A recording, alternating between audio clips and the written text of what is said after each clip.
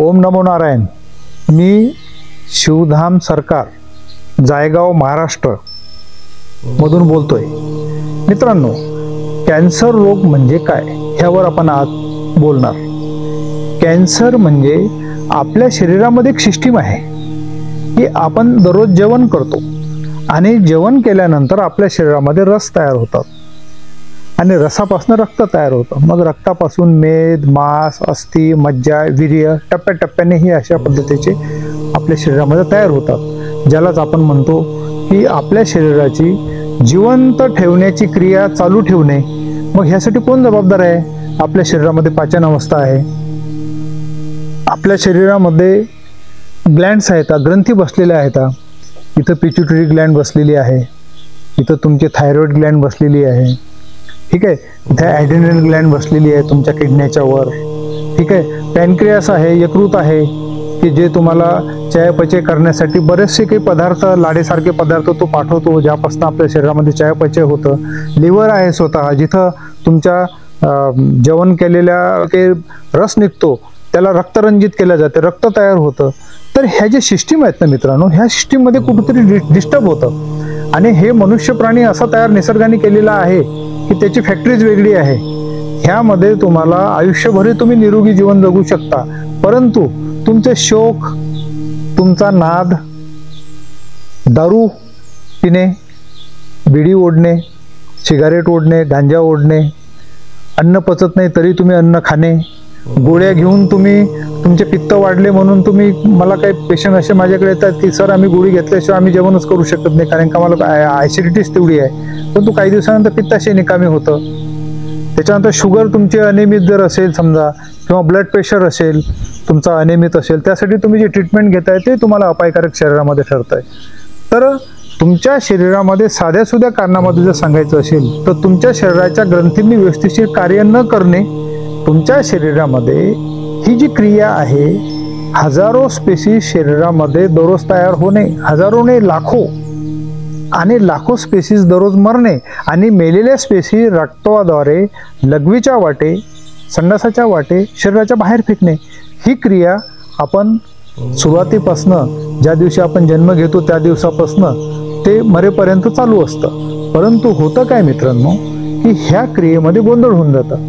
मग तुम्ही दारूचं सेवन अति करणे, सिगरेटचं सेवन अति करणे, तुम्हाला अन्न न पचणे, किंवा तुम्ही ॲलोपॅथी किंवा कुठल्याही औषधांचा जास्तीत जास्त वापर करणे, संडास तुम्हाला साफ न होणे, ह्या छोट्या छोट्या गोष्टी असतात। संडासमधून रक्त जाणे, लघवीमधून रक्त जाणे, ह्या सर्व क्रिया तुम्हाला पहिले सिग्नल देतात की तुम्हाला कॅन्सर होऊन राहिला, परंतु तुम्ही त्याकडे दुर्लक्ष करता।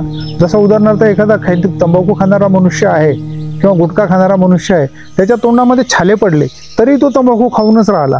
काही लोकांना तंबाखू नाही खाल्ला, गुटखा नाही खाल्ला, सिगरेट नाही पेली तर त्याला संडास होत नाही, ते म्हणतात आम्हाला सवय झाली। अरे अशी कशी काय सवय झाली? तो तुम्हाला मरणाच्या खाईमध्ये ओढतंय, हे लक्षात घ्या मित्रांनो।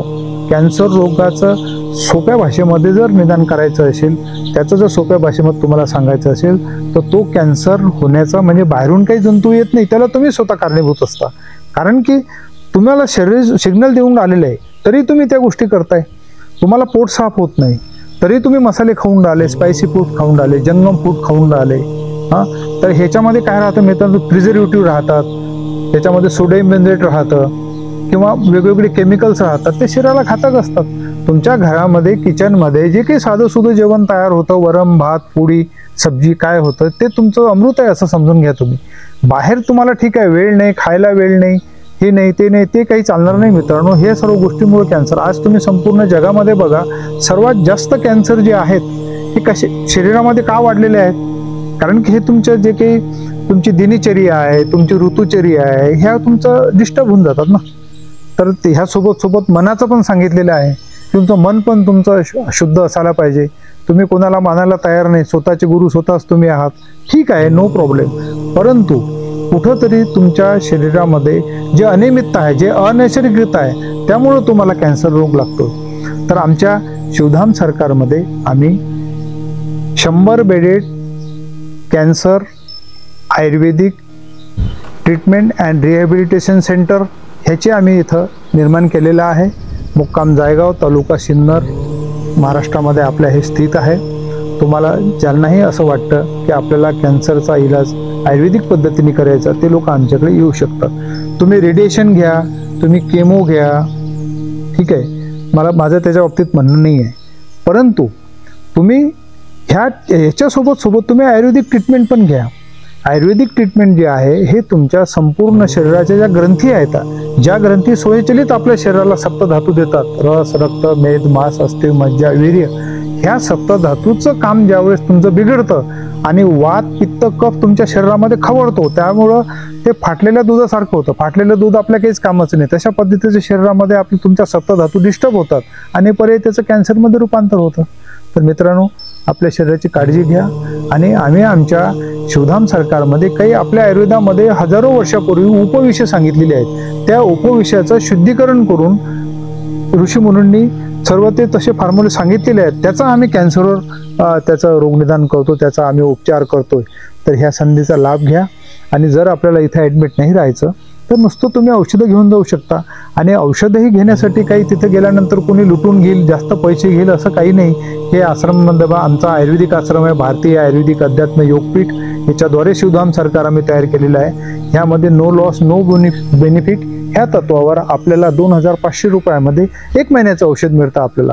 आणि प्रॉपरली तुमचं रोगनिदान करून, तुमच्या शरीराचं डायग्नोस करून, नाडी परीक्षण करून हे औषधं दिले जातात. तर मित्रांनो, याचा आपण लाभ घ्या. तसं तुम्ही बघा की कॅन्सर रोग जो आहे ह्यावर 100% कुठंच इलाज नाही आहे.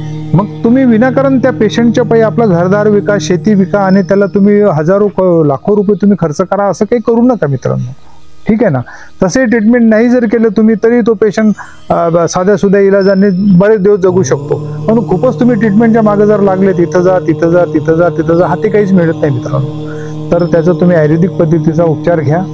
आणि आमच्या आश्रमामध्ये तुम्ही प्रत्येक गुरुवारला आमची सकाळी मंत्रचिकित्सा पण असते. अशा लोकांचं मनोबल खचलेलं असतं, काही ग्रहांचा दोष असतो, तर त्याच्या पण पीडा काढण्यासाठी आम्ही मुफ्त इथं आमच्याकडं हे राहतं एक मंत्रचिकित्सा, त्याचा पण आपण लाभ घ्या. सकाळी 10 वाजता सुरू होतं इथे, 10 ते 11 पर्यंत पेशंटला तुम्ही घेऊन येऊ शकता. आणि तुम्हाला काही घरगुती उपाय पण मी सांगतोय ते पण तुम्ही चालू ठेवा.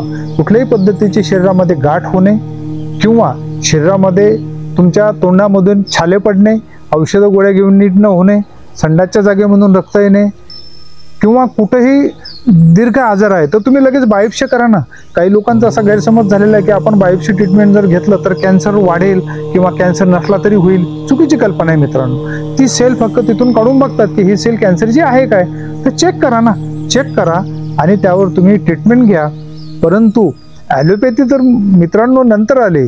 इसवी पूर्व 15,000 वर्षापूर्वी आमच्या आयुर्वेदामध्ये जे आहे अर्बुद, कष्टसाध्य रोग, हे जे अशा पद्धतीचे जे आहे नासूर, हे सर्व याचे ट्रीटमेंट आहे. ते सर्व ट्रीटमेंट या कॅन्सरच्या साठी उपयोगी येत आहे. त्याचा तुम्ही सर्वांनी लाभ घ्या.